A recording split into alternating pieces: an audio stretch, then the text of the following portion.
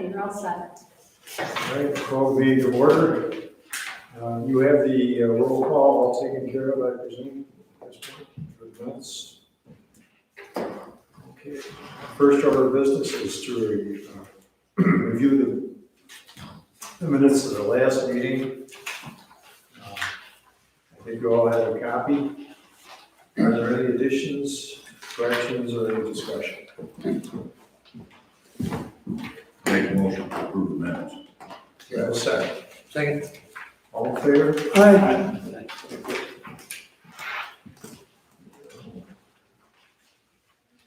Our next order of business is the financial report, and I'll ask Robin. Robin is out on a medical, has not returned to us yet. I guess she won't be able to do that. No, but we've asked Jennifer to do a little pitch hitting here, so. Okay. All right, we started the month of April with $1,005,689 in cash and a little over $1,513,000 in invested funds. April's income was $968.14, and our other receipts, which was the legal fee reimbursement from Texas Brine, that was $32,488.35. April's expenses were $43,737.81, and we ended the month of April with a total of $2,580,423 in cash and invested funds. And if you flip it over, that will be our operating budget report as of April 2020. Just so the board's aware, on the other receipts of $32,000 from Texas Brine, that was the legal cost to defend our litigation from the Wyoming Central School District. So it was indemnified by our contract, and subsequently we were reimbursed for our legal costs. Any discussion, questions? If not, I'll entertain a motion to approve the report. I would like to move to approve the report.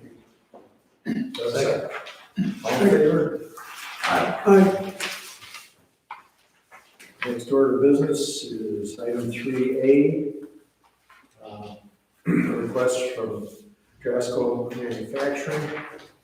And I think we've already talked about this, but I'll let you, ask you to review it. Summary fashion. Yeah, in the packet, there is a kind of a quick summary page. Essentially, Carl is expanding on his building, a little over 4,300 square feet. He's planning on capital investment of almost $700,000. Currently employs 19 people. This project will help him create another 3 jobs. There's parts of his application that are following that quick summary. On page is marked 7, there's a kind of a breakdown of the project costs. This is going to be a pole barn construction. At the last meeting, the board authorized us to have a public hearing because the anticipated benefits were going to be greater than $100,000. So I guess I would jump to that in the packet.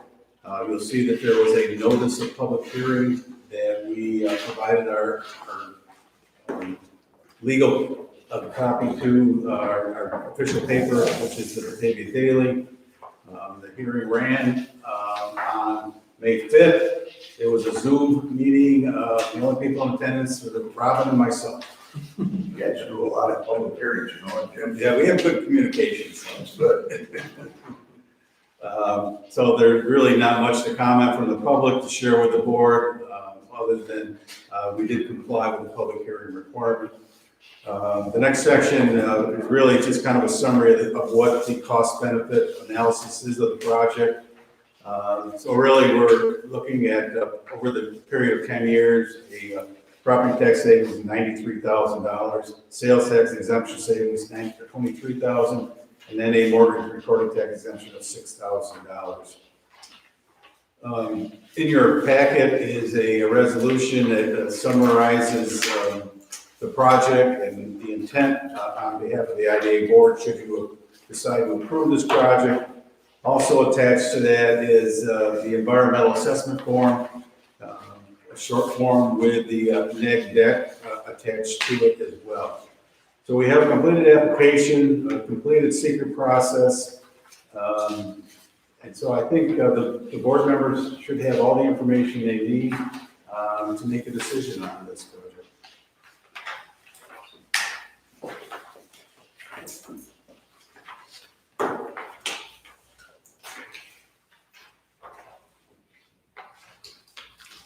I hope you figured in for the price of steel these days. I was gonna make the same comment, it's unbelievable, the increases that we've seen across the businesses that we work with. It's like weekly, if not daily, the prices change. And simply availability, Yeah. materials, a Oh, lot yeah, of projects are being delayed. Yeah.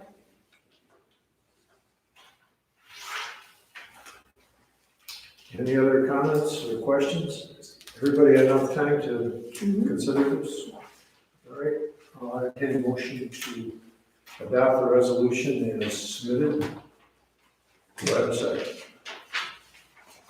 I'll second I guess I didn't get the. Yeah, I'll move it. All in favor? Aye. And 3B, the request for assistance from TTI Light Industrial. Could you talk about that, Mr. Pierce? Yes, this is a project that has been brought to the board's attention previously. We finally did get an application from these folks. Currently, they're located on South Main Street, Perry. They're a millwright, but they are also a jack of all trades, as you can see by the company history listed in the summary. They have outgrown their building on South Main and Perry and have purchased a piece of land on Adrian Road, which is where the racetrack is. It's the same owner that owns the racetrack, that owns this business. So they have a separated parcel for this project. They're going to be putting up a 10,000 square foot, two-story building with overhead cranes, capital investment of a little over $1.2 million.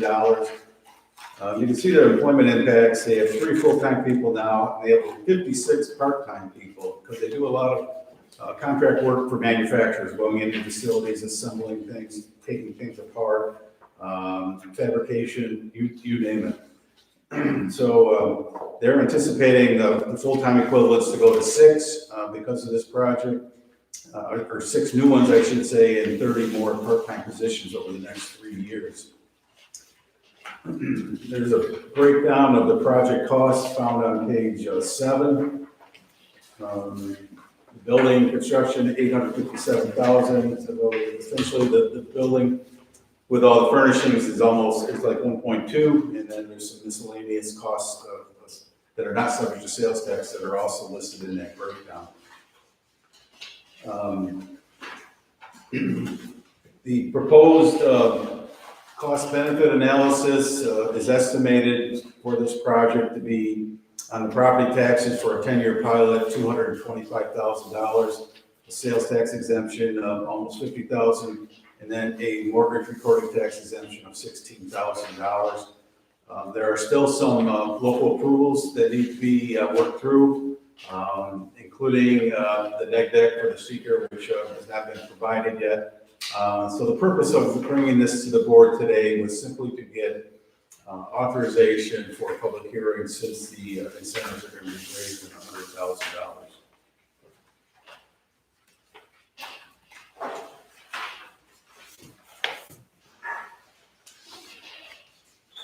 I was looking at the diagram on the proposed investment. I just wondered, is this map facing north? I think it is. I actually did not get a chance to visit the site to see exactly where the building is going to be placed. But Yeah, it is. I would think so. Yes. It's just the speedway is. Right. Yep.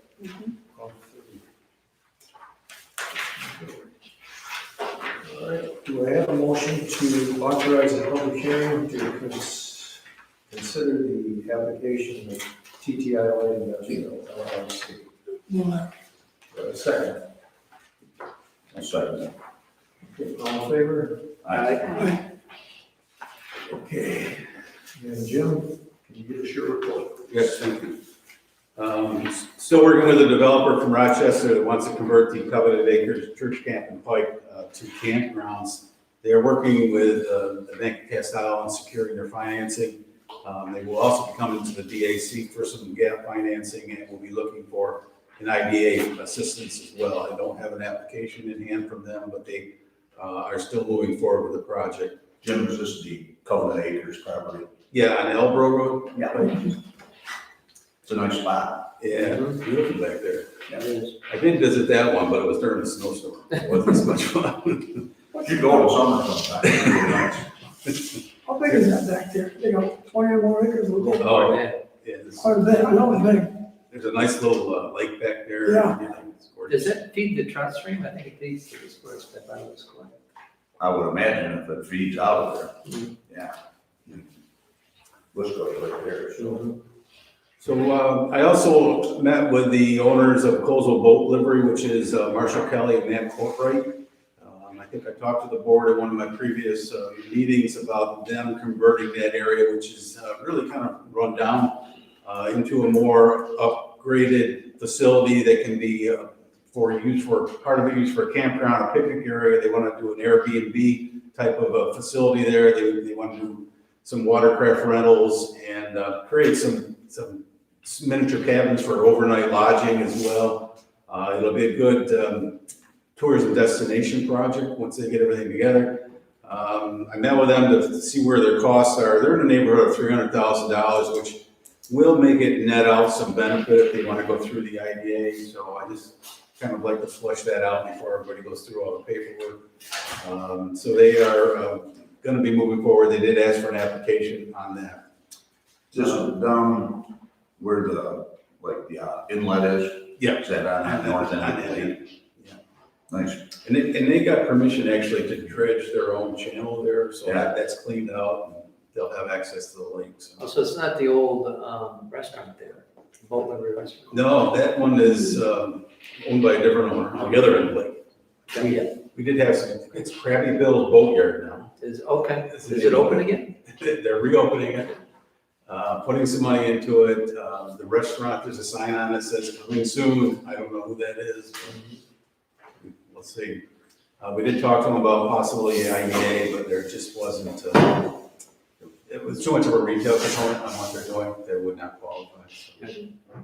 Jim, I was invited to a meeting, I think it's on the 26th, concerning the dredging thing that we finance the engineering on. And I know a lot of people were quite interested, and there's a question about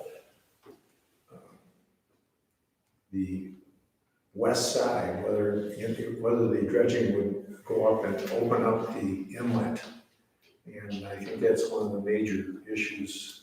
It's a financial issue, I guess. Yeah. And also the quantity of material that would have to be moved and where they would put it. They're still struggling with that, so. It's been an ongoing project, no question. And the problem is, what do you do with material? You can't land spread it and then grow crops. Anything you put it on, you can't use for redevelopment.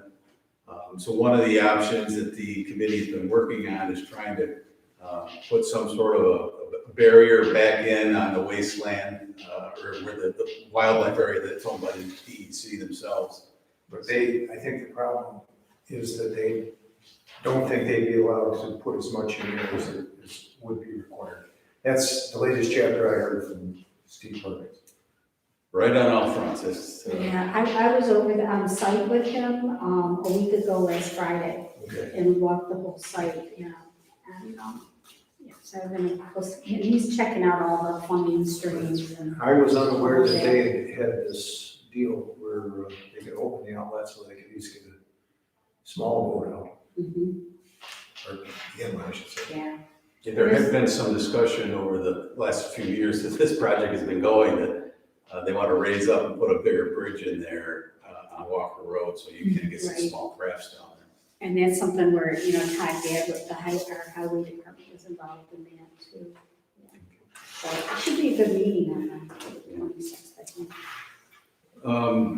Myself, Chairman Dad, and Becky also met with representatives from Beaver Hollow, with an ongoing saga of discussion. And essentially what it's boiled down to is they were trying to figure out a way to make good on their pilot payments, which are in arrears. And since that meeting, there has been an agreement reached with the county, I understand. It was mailed out today, certified mail. Yeah, Okay, so there is the MOU. an installment agreement with the county, and they have also reached an installment agreement with the school district for the same time period. So with those two pieces in place, as Mark and Becky remember from the meeting, if they want to come to the IDA now, I think the door might be open for them to come in and apply for a new project if they have a project. So that's kind of where we are with them. And I spoke with Kathy Snyder in the intern, and she mentioned again about projects that she's got, and I kind of what she mentioned to us that day. Okay. And that seems to be, she indicated those were going forward. Okay. I gave you a copy of that agreement, by the way. Yes, I did get it, thank you, appreciate that. Congratulations, Becky. I had a meeting with the developers for the Silverlake solar project. This one is going to be neighboring the Sun East Highview one that the board authorized us to do a public hearing on. As you may recall, this was one large project, but because of the size of the megawatt, it was going to force it into different permitting requirements at the state level. So they wanted to get them under 25 megawatt each parcel or each project.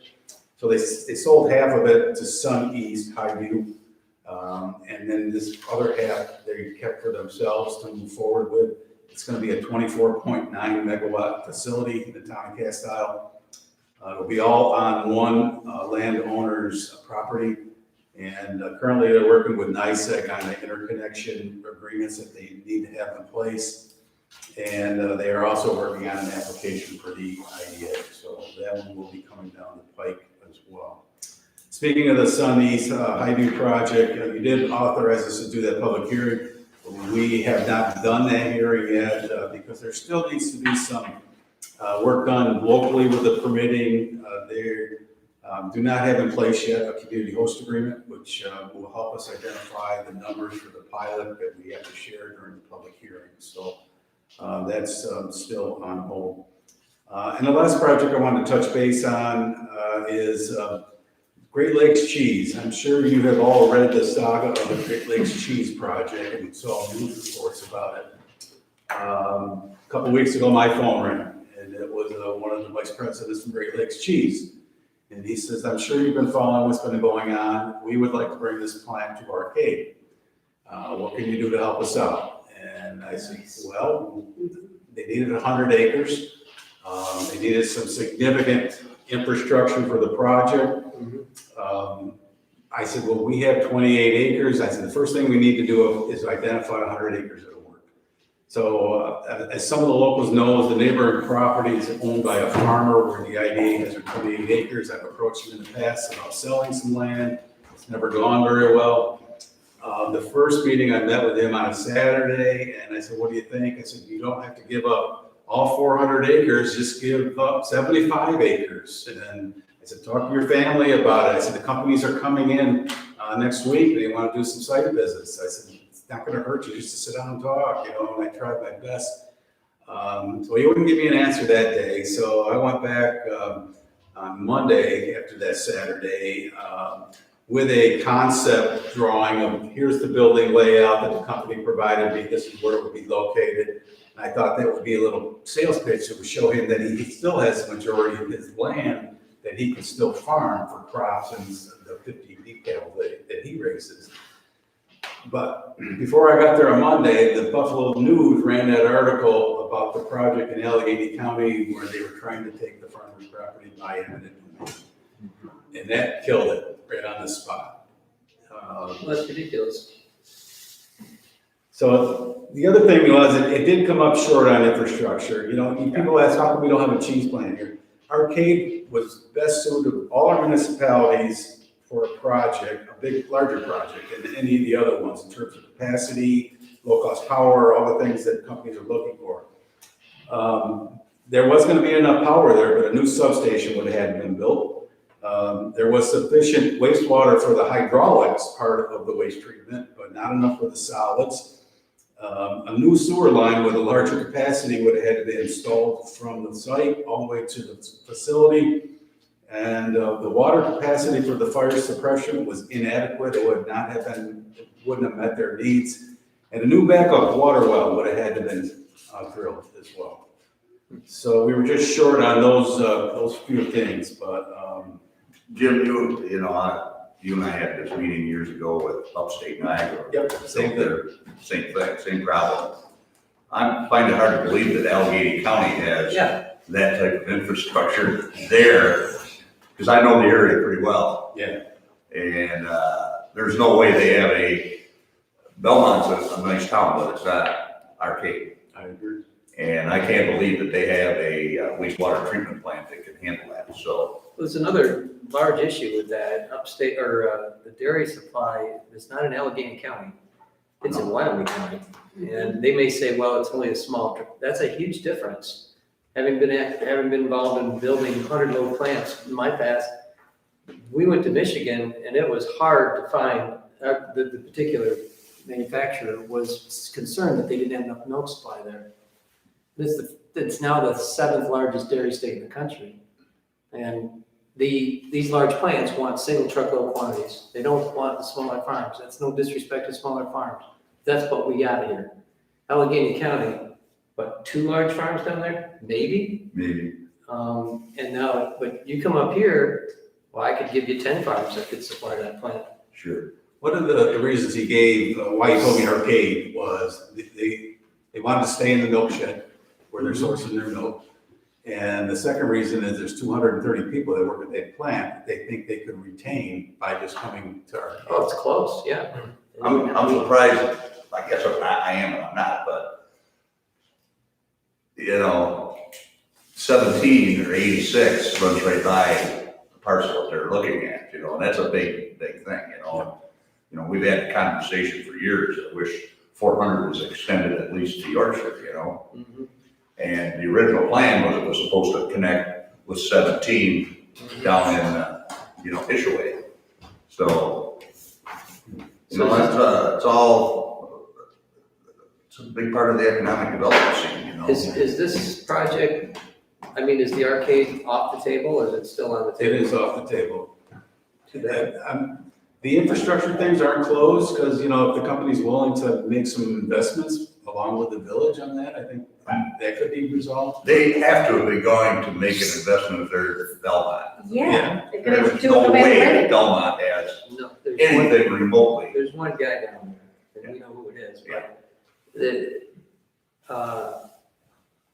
I can see where my employer has insights to that. We're their largest supplier. Having been in Wyoming County only makes sense. Been working on that, you know, we need a cheese plant here. The members of of our cooperative would, you know, would take both cooperatives, upstate and DFA, would be terribly interested in that. We have a huge supply problem here in New York. We have too much milk and not enough capacity to process it. If we could generate, that plant will probably take 60 loads a day. They're not huge. He said 80. Okay, 80 loads a day. Well, that's a decent sized plant. The largest Loprino plant takes 300. So, you know, these are projects that would be ideal. What members in New York State are screaming out in Western New York are, we don't have any capacity to process our plant. We're at the mercy of the buyers. And Great Lakes is a good buyer, and they're privately held. They're not a cooperative. They want cooperative milk. And that would be a terrific project for somebody at both cooperatives to jump on. We have staff members that's what they work on. Our job is to make markets for our members. And Great Lakes is a huge, we supply Great Lakes with a lot of milk. So that relationship is already there. Putting it in our county only makes sense. But if it's infrastructure, like you said, Bennington, Belmont, come on. But unless. I would guess Alfred would have more infrastructure than Belmont. That's right. They've got a college there, you know, maybe there's more people. Well, you've got the milk supply that could take No care of offense, that. my good buddy Kurt Crandall, the chairman of the board in Allegheny County, but, yeah. So, Jim, did you talk any dollars with, landowner?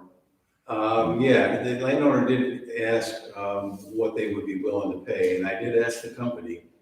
And I mean, you don't have to share it here, I mean, this. that's like a wind It project, was not a very- everybody's happy as long as they're all getting a check. It you was know? not a very attractive offer. Well, these It types of. really, well, So if you look at the cheese plants that have been built in the last 3 or 5 years, these are multi-partnerships with the manufacturer and the cooperatives. And they put money in. The plant in Michigan is owned by 3 parties. Glanbia, which is an Irish company, DFA, and Select Cooperatives. Those are, and that doesn't mean that those 2 cooperatives supply entirely that milk. The milk actually gets shared, it's always balanced out. Everybody benefits. If you have a location that, I'm sure the cooperative membership within DFA would say, well, what's the guy want? That's worth way more to a dairy producer than it is to that landowner. And I get the guy who wants his land, I'm all about it, I get it. But at the same time, what he might be asking, you may feel is outrageous. But you've got some dairy farmers around here that would say that's nothing. Because that's a long-term market that we'll have forever. Our problem is that we have to get, DFA and upstate, when they overproduce their supply of milk, they gotta go to the customers. And they just beat you up. You can't stop those girls from milking. It's gotta go.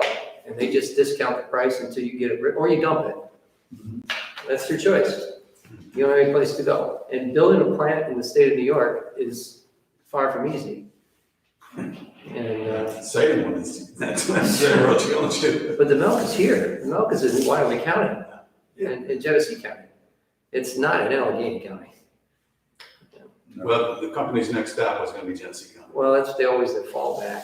They got the tape, but, Jim and Arcade, this all the land you're looking at, how productive, where does that rate on the production scale?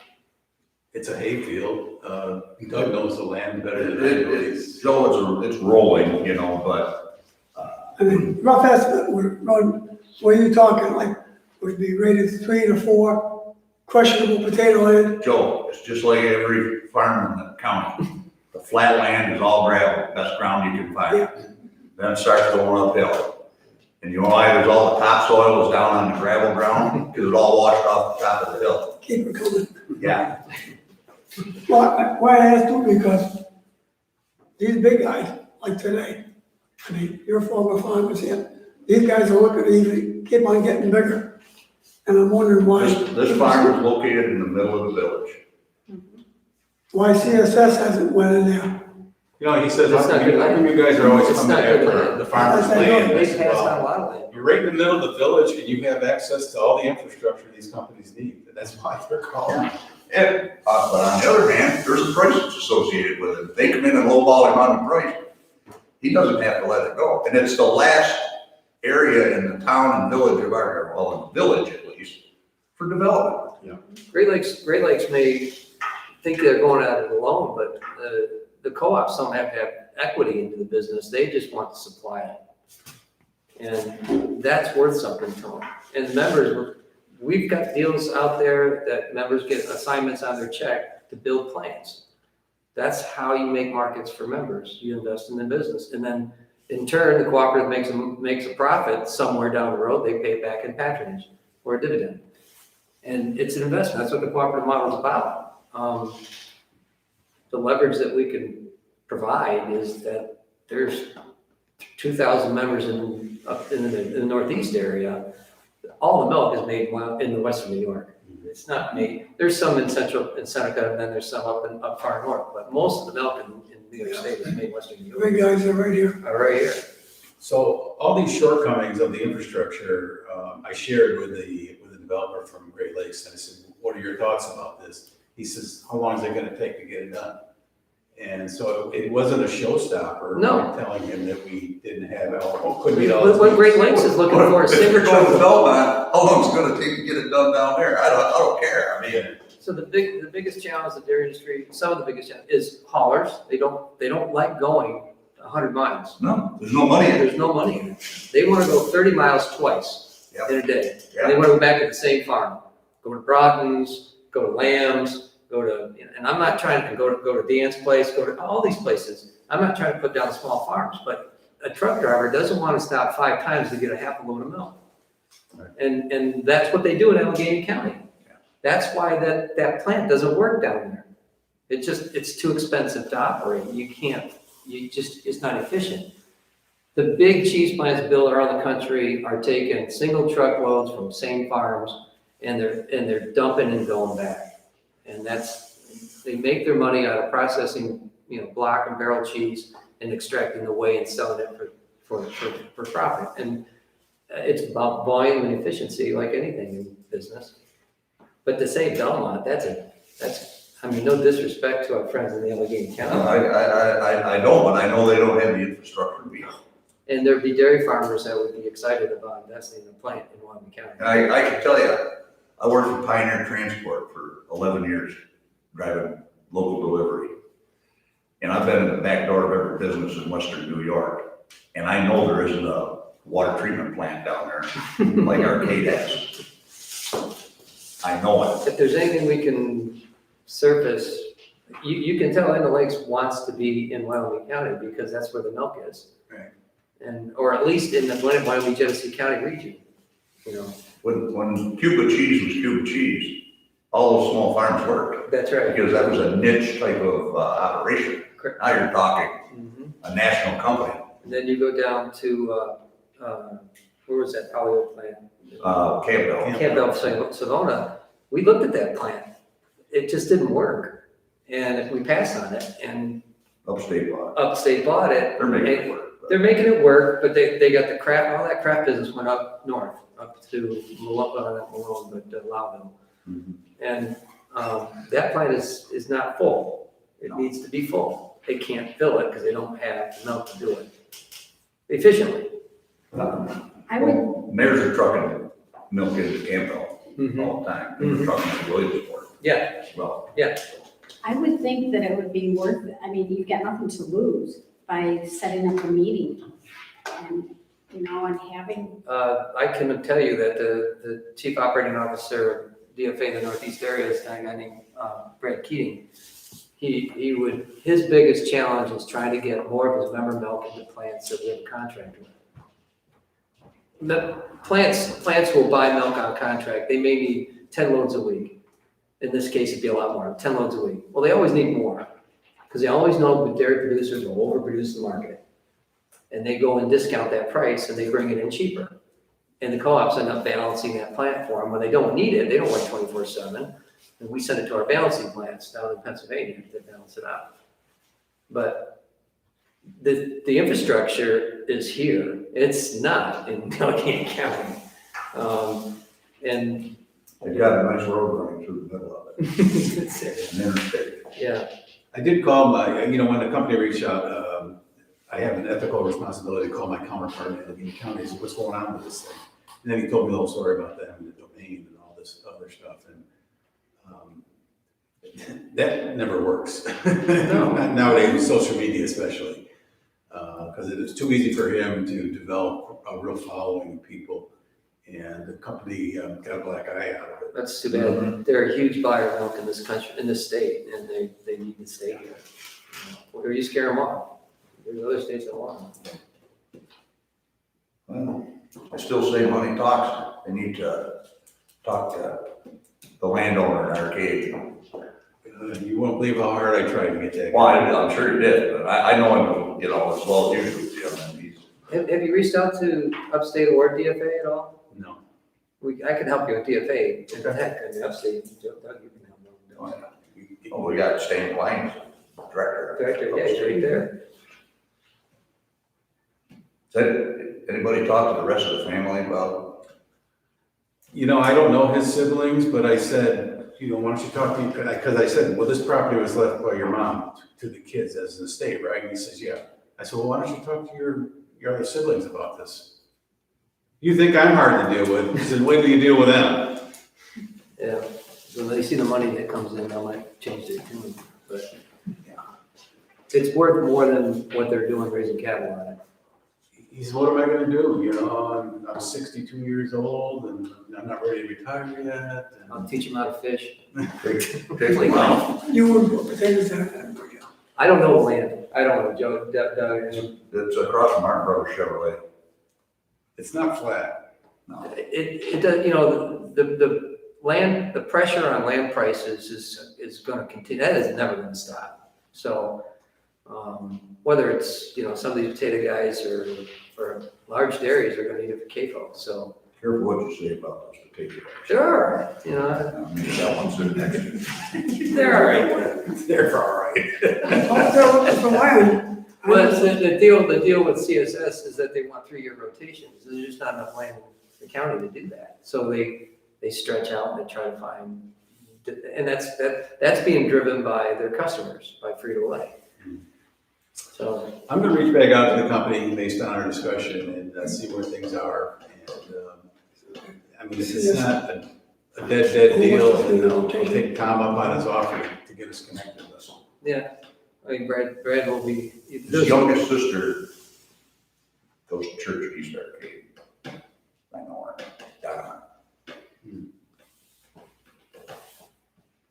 I went to school with Tom. We didn't get along in school either. Well, maybe that's why, Just getting back at you. All right, the last thing I wanted to do for my report, I think oftentimes the board doesn't realize all the work that's done with the business center that the IDA administers. This is their annual report. I'm not going to read it, but if you want to just flip through it when you get a moment, we're still doing our fast track program. We had to move our spring class to the fall to get it in because of COVID. We did a number of things in cooperation with the chamber to help our business community deal with the pandemic, especially during the early stages when there's so much confusion. But to date, the fast track program, we've been running it since 2010. On about page 5, 91 businesses have been created in this county that created over 160 jobs. Page 6, there's some pictures of some of the businesses that went through the program and opened. And on page 7 are 2 new programs that we put in place specifically because of the pandemic and the need for technical assistance for small businesses. One's called the Business Accelerator Academy. That's for people that are in business already but are looking for that little bit extra technical assistance or working to identify maybe a new market or how to diversify their business. We actually had Sandy Purdy took this class, who was one of our first people that went through it, just raved about it. So she got a lot of good ideas out of it. We also have, we put in place a one-on-one business mentorship program. Some businesses had some unique things dealing with the pandemic and wanted a one-on-one free assistance. So we offer 8 hours of free business counseling services that's paid for from some EDA or from the CARES Act funds for community action. The microloan program on page 8, you can see we're up to 16 loans. We added 2 new ones last year. On page 9 was another new program we kicked off because of the pandemic through the business center. It's called Restart Wyoming. When things started to reopen, people didn't have money. We offered $10,000 loans. Those 6 companies came in for that, and we have another one pending, actually, for the Gainesville General Store, who's coming in and asking for some money for additional outdoor seating and putting in an outdoor wood-fired furnace for pizza. On page 10, we talk about some of the workforce development initiatives that the Business Center is responsible through. We did the Flow Works with Your Hands the previous year. We had to go virtual with that this past year. I've talked to this board about the shortages of industrial buildings in this county and in the region in general. So subsequently, I became a part of a larger task force committee through Invest Buffalo Niagara, who undertook a huge study to look at this problem and some proposed solutions. I'm now on a workforce committee that's looking at implementation of some of those recommendations. So there were some good ideas that came out of that. Then there was page 11, we talked about environmentally challenged sites. And, fast forward to the next page, you can see the environmentally challenged site, which is NK. They're not interested in this site, are they? I wish they were, but Not 100 acres. Build their, ironically, creek. Senator Schumer's office sent out a request for any projects for his earmark money, and I have almost a full application complete with this project in it. So we'll see what we can do about that. But at least we'll get it on their radar screen if they don't want to help finance it. Then in the back, Jennifer has put in some flyers of our new programs. If you know of any businesses who might be looking for any help, send them in our direction. So that's my report, Mr. Chairman.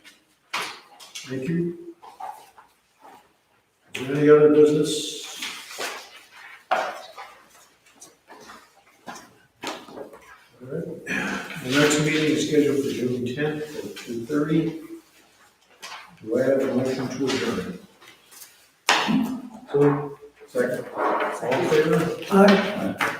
Let's move to the, One We have moment, to please. shut down the TV and then start up the TV.